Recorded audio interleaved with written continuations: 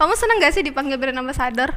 Seneng banget lah, ya kali nggak maunya sih gitu ya, cuman karena nggak ada tawaran dari Quantumnya jadi yang nggak bisa gitu. Ini kode ya untuk Bapak Edi, brand ambassador Quantum.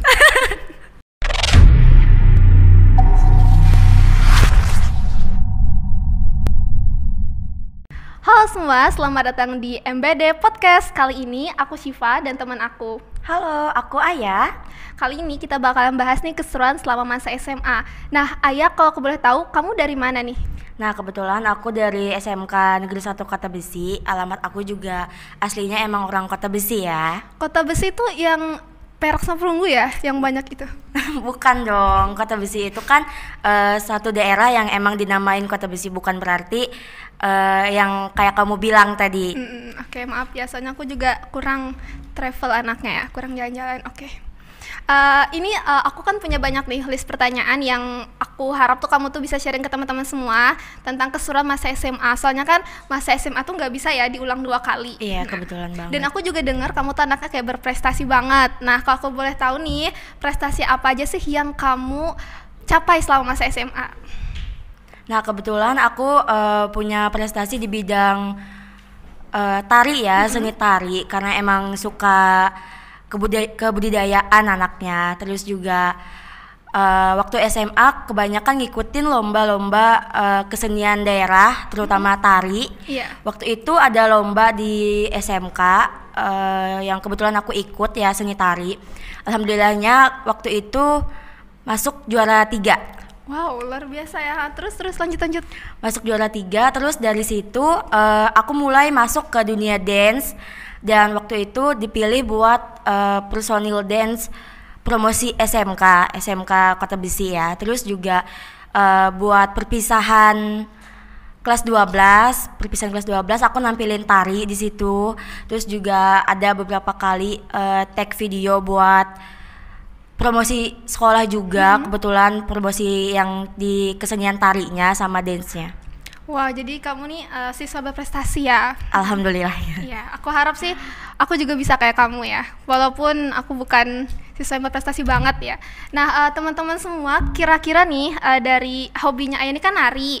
Nah, Aya kan kalau nari tuh kan aku tuh lihat ya, anak tari tuh cantik-cantik. Terus kan juga kalau mau nari tuh lentur ya kan. Nah, kira-kira apa sih kendala kamu di bidang seni tari ini? Kendala di bidang seni tari ini sebenarnya nggak terlalu banyak ya, karena dari awal aku masuk tari itu dari kelas 5 SD itu udah belajar seni tari, dan emang awalnya agak lentur ya, kaku emang awalnya. Terus dari SD itu aku belajar seni tari yang gimana tarian daerah Kalimantan itu terkenal dengan kelembutannya, kelentikannya kan. Jadi di situ giat banget belajar buat biar aku bisa selentik penari yang ada gitu. Wow. Itu nari kalau boleh tahu itu dari dorongan diri sendiri atau orang tua? Karena kan ada beberapa anak yang bakatnya itu kayak dari orang tuanya kayak, ayo kamu dong ikut ini, ikut itu biar berprestasi gitu kan. Kalau kamu tuh dari diri sendiri atau gimana? Kebetulan aku dari diri sendiri. Wow, dari diri sendiri ya berarti ya.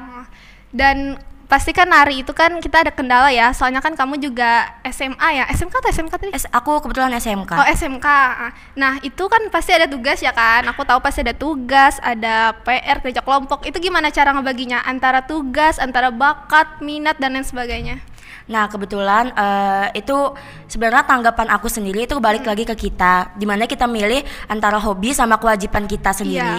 Kebetulan waktu itu emang lagi masa SMK kan emang padat-padatnya ya, apalagi kelas 12, magang segala macem, bikin laporan magang segala macem ya. Kebetulan di situ aku memilih untuk mengosongkan beberapa job hobi aku. Jadi aku lebih fokus ke akademik, buat fokus ke sekolah aku dulu, baru nanti setelah aku udah kosong sama sekolah, udah kelar semuanya, baru aku kembali lagi ke hobi aku. Wah, luar biasa, berarti kayak time management ya, manajemen waktu, balik lagi ke dia masing-masing orang. Nah, Aya kan di masa SMA nih kan pasti kan ada yang namanya pertemanan sama hubungan ya kan, entah itu hubungan percintaan dan lain sebagainya. Kira-kira selama SMA jika kamu berkenan, kamu mau nggak bagi hubungan pertemanan yang ada nggak sih hubungan pertemanan tuh kayak toksik atau gimana? Ada, hubungan pertemanan itu pasti ada minus plusnya ya. Iya. Juga banyak hubungan pertemanan yang toksik, dan kebetulan juga beberapa kali masuk ke hubungan pertemanan yang toksik, saling bicarain satu sama lain di belakang ya. Hubungan pertemanannya toksik masa-masa SMA tuh. Terus juga alhamdulillahnya ya bisa keluar dari hubungan pertemanan yang toksik, dan sekarang punya hubungan pertemanan yang alhamdulillahnya sehat. Saling bantu. Terus juga kami temenan dari SMK kelas 2 sampai sekarang, alhamdulillahnya. Berarti awet ya pertemanannya, kayak udah sehat gitu ya.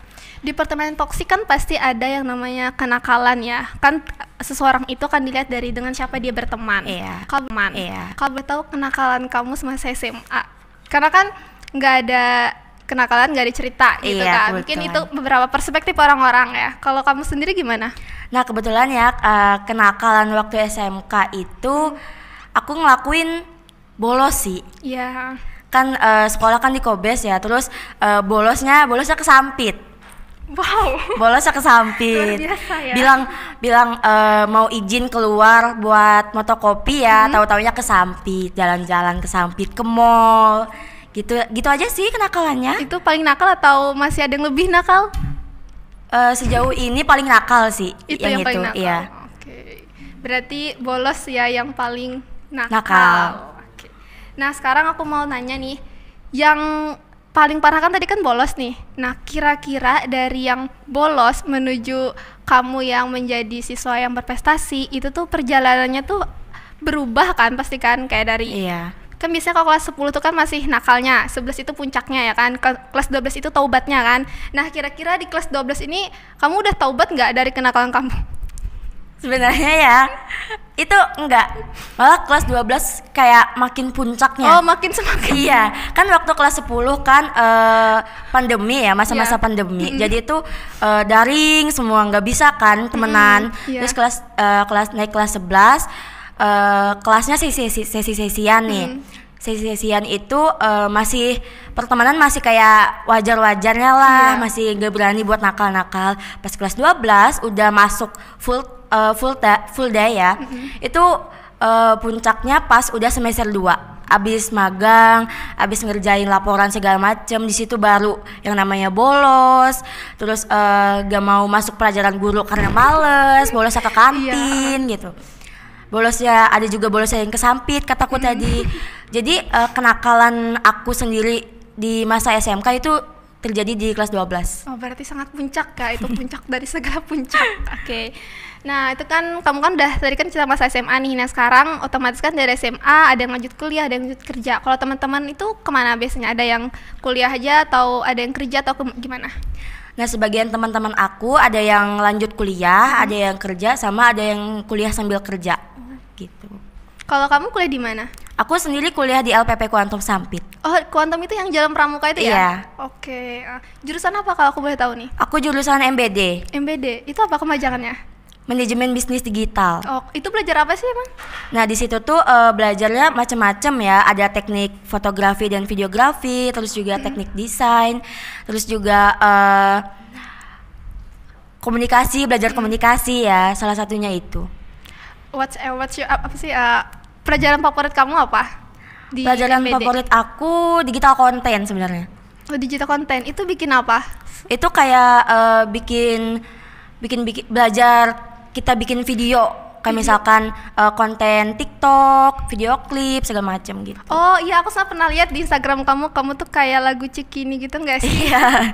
Itu video klip tugas praktek itu. Oh, itu tugas praktek bikin video klip. Selain video klip ada materi apa aja sih di digital content?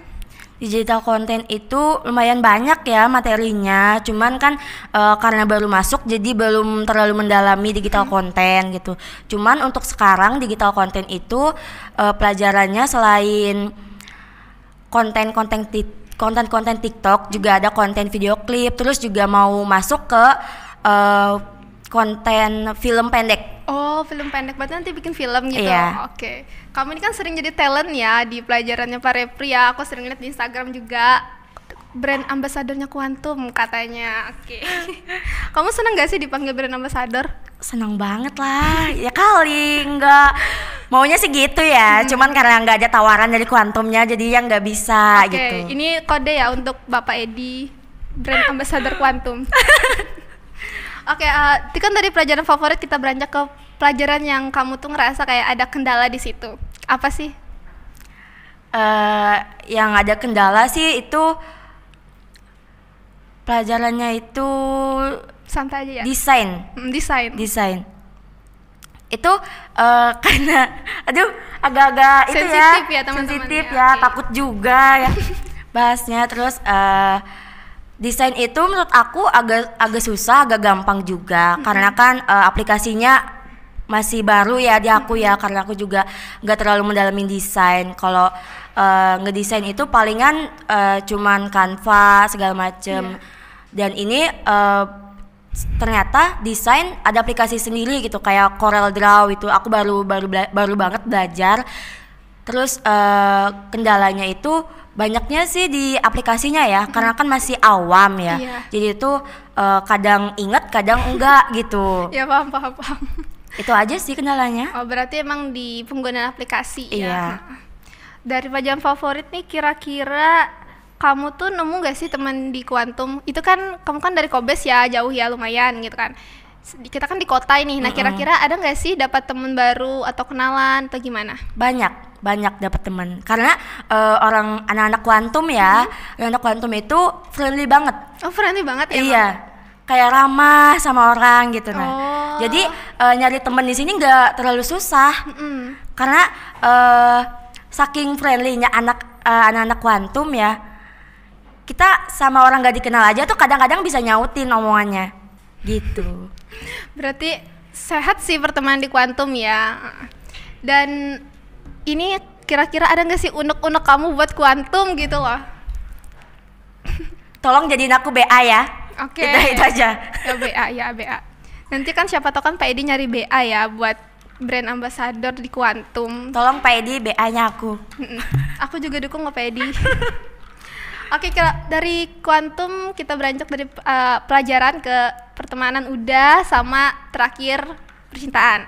Nah, kamu punya nggak sih kayak, kan kita kan baru ya di Quantum ya. Nah, kira-kira ada nggak sih yang kamu suka dan kira-kira itu bertahan lama atau di ghosting aja atau gimana? Aduh, gimana ya? Ada sih sempet suka sama satu orang. Itu juga karena nggak sengaja dikenalin. Terus ya akhirnya di ghosting. Oh, di ghosting kenapa ya? Gak tahu juga, kayak tiba-tiba ngilang aja gitu. Oh, berarti penasaran. Mungkin ya, cuman pengen tahu aja gitu, karena kan nggak pernah ketemu, nggak pernah kenal segala macem. Baru sih ya berarti ya. Itu tuh kayak coba penasaran gitu ya berarti ya. Di Iya. awalnya. Karena kan anak-anak Quantum kan, cowok-cowok Quantum kan kayak gitu semua ya. Oh, rata-rata. Rata-rata. Oke. Ini muhasabah diri ya buat anak laki-laki Quantum. Oke, terakhir adalah pesan dan kesan kamu selama di Quantum. Kesan dan pesan itu seru ya sekolah di Quantum. Iya. Aku bisa ngembangin diri aku lebih dari waktu SMA, waktu SMK. Aku lebih bisa terbuka di Quantum, lebih bisa berbaur, bisa ngubah diri aku jadi dari yang introvert jadi yang extrovert gitu. Wow. Itu aja sih. Pesan buat Quantum nih, atau enggak buat calon maba Quantum aja deh gitu. Kenapa harus pilih Quantum gitu? Kalau kalian bingung ya mau kerja atau mau kuliah, terus juga mau kuliah tapi dengan biaya yang terjangkau, baiknya pilih Quantum. Oke, luar biasa sekali ya. Tepuk tangan dulu dong untuk Aya. Oke, terima kasih banget buat teman-teman. Sampai jumpa di MBD Podcast berikutnya.